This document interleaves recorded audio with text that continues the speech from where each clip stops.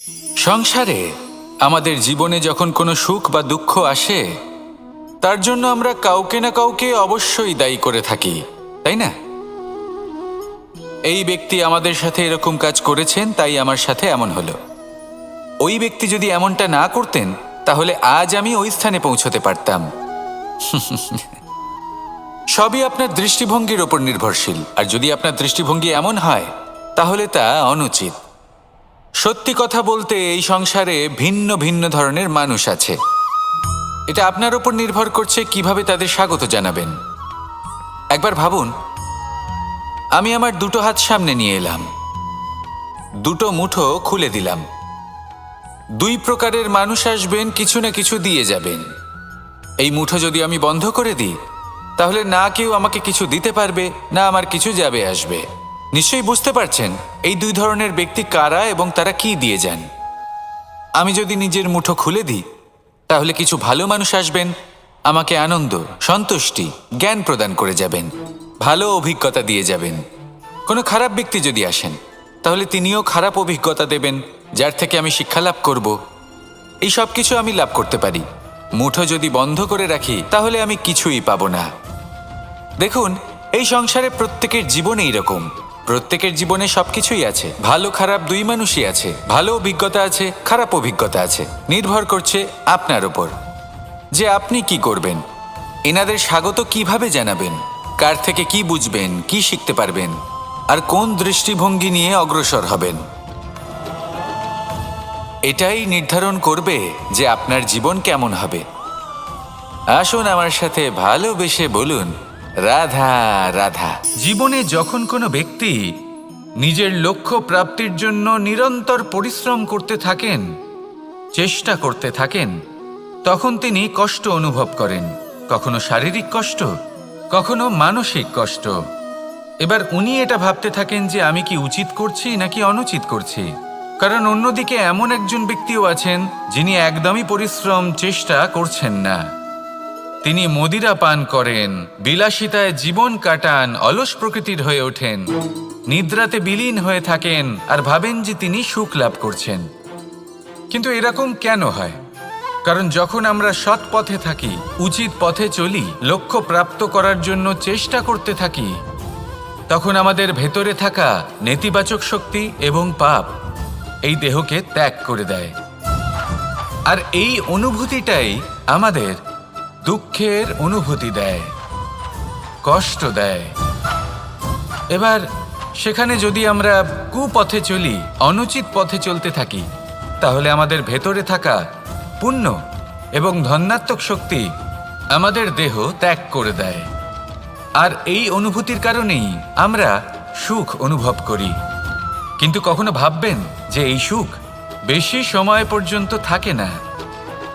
সেই জন্য সবসময় মনে রাখবেন, যদি আপনি জানেন যে এটাই আপনার লক্ষ্য, এটাই উচিত পথ, শুভ পথ, তাতে নিরন্তরভাবে এগিয়ে যেতে চেষ্টা করতে থাকুন।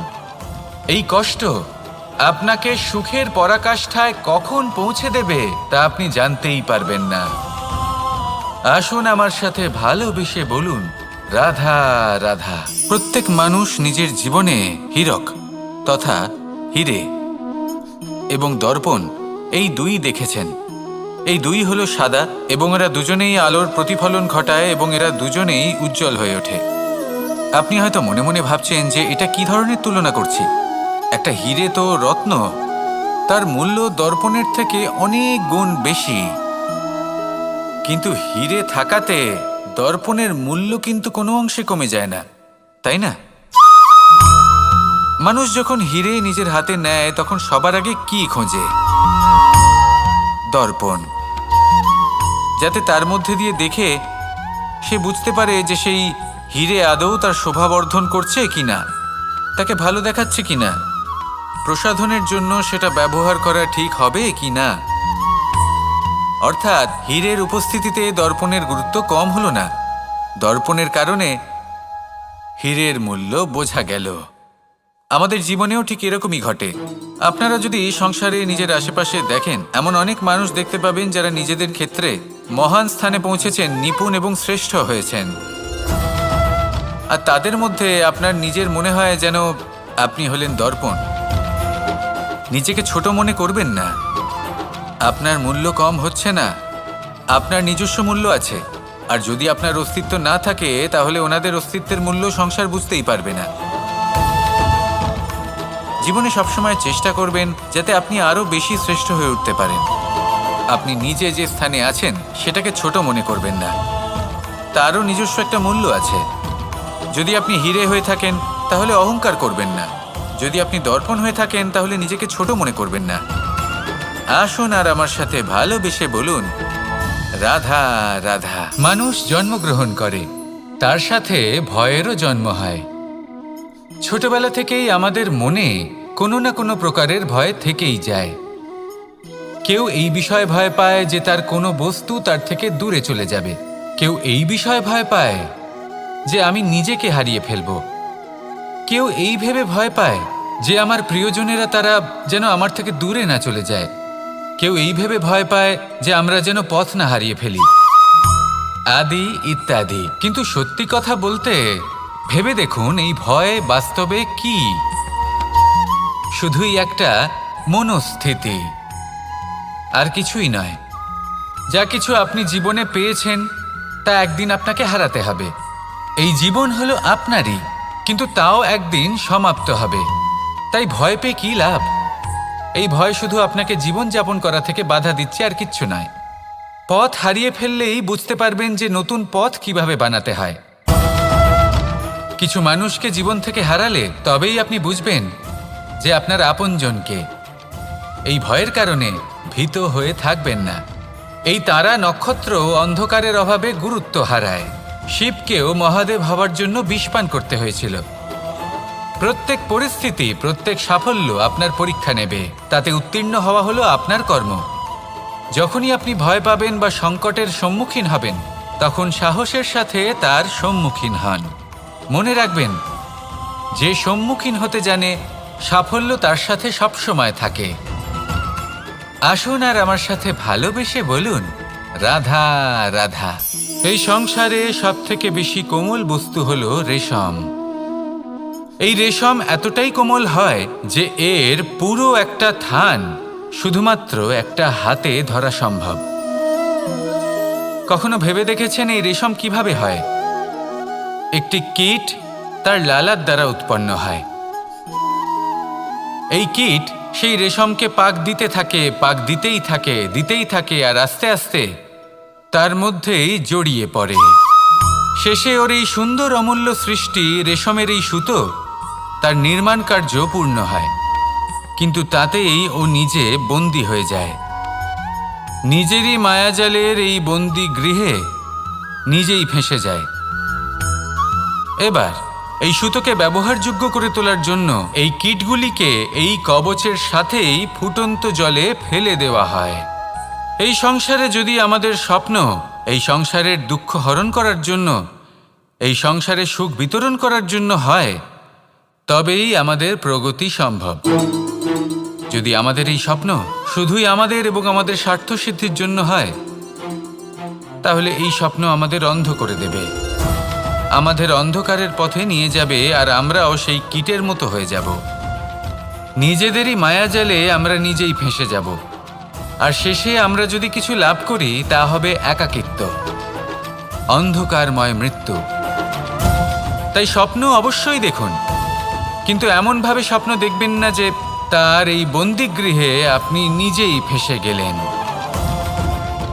স্বপ্ন দেখুন পরোপকারের, পরমার্থের, সবাইকে উদ্ধারের, অন্ধকারের নয়। তবেই কল্যাণ হবে, আর তবেই এই হৃদয় প্রসন্ন হয়ে বলবে, রাধা রাধা। মানুষ যখন এই সংসারে প্রবেশ করে, অর্থাৎ জন্মগ্রহণ করে, তখন নিশ্চিন্তে থাকে, আনন্দে থাকে। কিন্তু যেইমাত্র তার মধ্যে বোধশক্তি আসে, তখন সে চিন্তা করতে শুরু করে। চিন্তা ভবিষ্যতের, সেই সমস্ত বিষয় নিয়ে চিন্তা করে যা ওর হাতে নেই। তারপর বড় হয়, বিবাহ সম্পন্ন হয়, গৃহস্থ জীবন যাপন করে, তারপর আবার চিন্তায় মগ্ন হয়ে যায়। ভাবে, এই যে আমার পরিবার, আমি কি ঠিকমতো তার খেয়াল রাখতে পারছি? কাল যখন আমি এই সংসার থেকে চলে যাব, তখন আমার এই পরিবারের দেখাশোনা কে করবে? শেষ পর্যন্ত এই পরিবার তো আমারই উত্তরদায়িত্ব। যাক, আপনাকে একটা প্রশ্ন করি। এই সংসারে আসার পূর্বে আপনি কি এই প্রশ্ন করেছিলেন, এটা ভেবেছিলেন যে আমাকে ছাড়া এই সংসার কিভাবে চলবে? করেননি, তাই তো? তাই আপনার এটা নিয়ে দুশ্চিন্তা করার প্রয়োজন নেই যে আপনি যখন এই সংসার ত্যাগ করে চলে যাবেন তখন কি হবে। আপনি যখন ছিলেন না তখনও এই সংসার চলছিল, আপনি যখন এই সংসার ত্যাগ করবেন তখনও এই সংসার চলতে থাকবে। যদি কোনো বিষয়ের প্রভাব থাকে তা হলো আপনার আজকের তথা বর্তমানের কর্ম, অর্থাৎ আজ আপনি কি করছেন, কার জন্য মঙ্গল করছেন, কাকে প্রেরণা দিচ্ছেন, কাকে সাহায্য করছেন, কোন উদাহরণ প্রস্তুত করছেন। আপনি এই সংসারে যে ছবি অঙ্কন করবেন সংসার সেটাই মনে রাখবে। তাহলে শুধু সৎকর্ম করুন, মঙ্গল করতে থাকুন, আর আমার সাথে ভালোবেসে বলুন রাধা রাধা। একবার একটা শেয়াল বনে বিচরণ করছিল। ও একটা ছোট্ট শাবক দেখতে পেল। ও ভাবল, আজ একেই আমি খাবার হিসেবে গ্রহণ করব। আশেপাশে দেখলেও কেউ দেখছে না তো, কেউ ছিল না, আর সেই শাবকের ওপর আক্রমণ করল, যা হলো একটা ঘোর অপরাধ। বনের নিয়ম অনুসারে আপনি কখনোই শাবকের ওপর আক্রমণ করতে পারেন না। তারপর এই খবরটা যখন রাজা সিংহ জানতে পারলেন, সভার আয়োজন করলেন। কিন্তু সেখানে শেয়াল বলল, আমি তো এরকম কিছু করিনি। কিন্তু যদি আপনি এরকম বলেন, কোনো প্রমাণ দিন, এর কোনো সাক্ষী আছে? তখন রাজা সিংহ পেঁচাকে ডেকে পাঠালেন, যে সেই মুহূর্তে বৃক্ষের শাখার ওপর বসেছিল, সে সব কিছু দেখেছিল। পেঁচা সব সত্যি কথা বলল, আর শেয়ালকে মৃত্যুদণ্ড দেয়া হলো। এবার এই কাহিনী আমি আপনাকে কেন শোনালাম? কারণ মানুষও কখনো কখনো এরকম কর্ম করেন যা শিয়াল করেছে। এটা ভাবেন কেউ দেখছে না, যখন আমি অনুচিত কর্ম করতেই পারি। কিন্তু না, আপনি যাই করুন না কেন, কেউ না কেউ অবশ্যই তা দেখছে। কোনো ব্যক্তি না হলেও কোনো প্রাণী, না হলে কোনো যক্ষ বা দেব বা প্রেত। যদি এনারা কেউ না দেখেন, তাহলে ধরিত্রী মাতা দেখেন, যেখানে দাঁড়িয়ে আপনি সেই কর্ম করছেন, তাই না? তাই একটা কথা সবসময় মনে রাখবেন, কে দেখছেন কে দেখছেন না সেই বিষয়ে ভাবা ছেড়ে দিন। এটা খুব সহজ কথা। আপনি যদি উচিত কর্ম করেন, উচিত ফল পাবেন। যদি অনুচিত কর্ম করেন, তাহলে আপনি অনুচিত ফল অবশ্যই পাবেন। সেই জন্য উচিত পথে চলতে থাকুন, উচিত কর্ম করতে থাকুন, আর আমার সাথে ভালোবেসে বলুন রাধা রাধা। সুখ, দুঃখ এবং শক্তি, এই তিন হলো এই সংসারের ত্রিদেবের মতো। আমাদের জীবনে যা কিছু ঘটছে এই তিনটির ভিত্তির উপরেই হচ্ছে। আসলে এই সংসারের একটা নিয়ম আছে, যখনই আপনি কিছু লাভ করেন, এই সংসার আপনার পরীক্ষা নেয়। এটা জানার জন্য আপনার পরীক্ষা নেয় যে আপনি যা কিছুই লাভ করেছেন, আপনি কি আদৌ সেটার যোগ্য কি না। ঠিক সেইভাবেই এই সুখ, দুঃখ এবং শক্তি আপনার পরীক্ষা নিয়ে থাকে। যখন সুখ আসে, তখন সে আপনার পরীক্ষা নেয় যে আপনার মধ্যে অহংবোধ জাগ্রত হয়নি তো। যদি অহংবোধ চলে আসে, তাহলে সুখ সেখানেই সঙ্গ ত্যাগ করে। দুঃখ আপনার ধৈর্যের পরীক্ষা নিতে থাকে, আর যদি আপনার মধ্যে ধৈর্য না থাকে, তাহলে এটা আপনাকে আরো বেশি দুঃখের গভীর অন্ধকারে ঠেলে দেবে। সেখানে শক্তি পরীক্ষা নেয় আপনার বিনম্রতার। যদি আপনি বিনম্র না হন, তাহলে হয় এই শক্তি আপনার সঙ্গ ত্যাগ করবে, নয় এই শক্তি বিনম্রতার অভাবে আপনার পতনের কারণ হতে পারে। এই সংসারে যে কোনো ব্যক্তি যিনি এই পরীক্ষায় উত্তীর্ণ হয়ে থাকেন, এই জীবনে তিনি সাফল্য লাভ করেন। আসুন আমার সাথে ভালোবেসে বলুন রাধা রাধা। আমি মনুষ্যরূপে জন্ম নিয়েছি এবং সমস্ত কর্ম এই রূপেই করেছি। কিন্তু আশ্চর্যের বিষয় হলো যে আজও মানুষ আসেন এবং হাত জোড় করে প্রার্থনা করেন যেন আমি ওনাদের সহায়তা করি। আপনাদের একটা কথা বলতে চাই, আমি সকলকে সাহায্য করতে পারবো না, কিন্তু আমি শিক্ষা অবশ্যই দিতে পারবো, জ্ঞান প্রদান করতে পারবো। এমন কিছু জ্ঞান যার ভিত্তিতে মানুষ যা চাইবেন তাই লাভ করতে পারবেন, যদি সঠিক কর্ম করতে থাকেন। যখন কংসের অসুররা গোকুলে ধ্বংসলীলা চালাচ্ছিলেন তখন আমি কারোর থেকে সাহায্য চাইনি। আমি দাঁড়িয়েছিলাম এবং আমি তার বিরোধিতা করেছিলাম। সবাই বলেন যে আমি ছোট্ট একটা আঙুলে গোবর্ধন পর্বত তুলেছিলাম, কিন্তু আমি কি ওখানে একা ছিলাম? কখনোই নয়। আমার সাথে অসংখ্য গোকুলবাসী, অসংখ্য বর্ষণাবাসী ছিলেন, নিজের হাতে একটা লাঠি নিয়ে। ওনাদের মনোবল, ওনাদের আশীর্বাদ আমার সাথে ছিল। মহাভারতে আমি শুধুই শিক্ষক ছিলাম, আমি শুধুই শিক্ষা দিয়েছি। লক্ষ্য সাধন করেছে অর্জুনই, যুদ্ধ করেছে অর্জুনই এবং জয়ীও হয়েছে অর্জুনই। আমি শুধুই শিক্ষা দিতে পারি। অবশেষে আপনাকে শুধু এটুকুই বুঝতে হবে যে ঈশ্বর সবকিছু করতে পারেন না, করতে হবে আপনাকে। ঈশ্বর আপনাকে আশীর্বাদ করতে পারেন, যে কাজ আপনি মন থেকে করবেন সেটা অবশ্যই পূরণ হবে। সেই জন্য নিজের লক্ষ্যের পথে এগোতে থাকুন, চেতনা, বিবেক এবং পরিশ্রমের দ্বারা আপনার যা যা স্বপ্ন আছে, যা লক্ষ্য আছে, আপনি অবশ্যই লাভ করবেন। আর এই মন সুপ্রসন্ন হয়ে বলবে, রাধা রাধা। ভোজন। এই সংসারে যেই হোক না কেন, কোনো মানুষ হোক, কোনো প্রাণী হোক, কোনো কীট হোক বা কোনো বনস্পতি হোক, প্রত্যেকের জন্য ভোজন অতি আবশ্যক। কারণ ভোজন থেকেই শক্তি পাওয়া যায়, আর সেই শক্তি দিয়েই সংসারের, আমাদের জীবনের সমস্ত কার্য করা যায়। এবার এমন এক ধরনের শক্তি হয় যা শীতের ঋতুতে সূর্য থেকে আমরা পেয়ে থাকি, আর আরেক ধরনের উত্তাপ হয় যা দিয়ে ভোজন রান্না করা হয়, সুস্বাদু নানান ধরনের ভোজন। এবার অত্যন্ত গুরুত্বপূর্ণ হলো যে ব্যক্তি সেই ভোজন বানাচ্ছেন তার মানসিক পরিস্থিতি এবং সেই ব্যক্তি যিনি ভোজন গ্রহণ করছেন তার মানসিক অবস্থা। যখনই আপনি ভোজন বানাচ্ছেন তখন ভালোবাসার সাথে কাজটা করুন, ধন্যাত্মক ভাব নিয়ে, সৎ ভাবনার সাথে। কারণ আপনার এই মানসিক স্থিতি শক্তির আকারে সেই খাদ্যের সাথে মিলেমিশে যায়। আর যখনই আপনি ভোজন গ্রহণ করছেন তখন সদ্ভাবনার সাথে, প্রসন্নতার সাথে গ্রহণ করুন, ধন্যাত্মক ভাব নিয়ে। যদি আপনি প্রসন্নতার সাথে রান্না করেন, প্রসন্নতার সাথে খাদ্য গ্রহণ করেন, তাহলে আপনি প্রসন্নই থাকবেন। আর মন সুপ্রসন্ন হয়েই বলবে, রাধা রাধা। দীপাবলি আমাদের সবথেকে বড় উৎসব। শ্রীরাম রাবণকে পরাস্ত করে 14 বছরের বনবাস কাটিয়ে আবার অযোধ্যায় ফিরে এলেন অমাবস্যার রাত্রে। অযোধ্যায় সবাই খুব প্রসন্ন ছিলেন, খুবই উৎসাহিত ছিলেন। অযোধ্যায় সহস্র প্রদীপ প্রজ্বলিত করা হয়েছিল এই উৎসবে। একে আমরা দীপাবলি বলে থাকি। এবার এই বিষয়ে আমরা সকলে জানি। আপনি কি এটা জানেন যে শ্রীরাম বাস্তবে অমাবস্যার এক রাত আগেই অযোধ্যায় পৌঁছে গেছিলেন? সবার সামনে অমাবস্যার রাতে এসেছিলেন।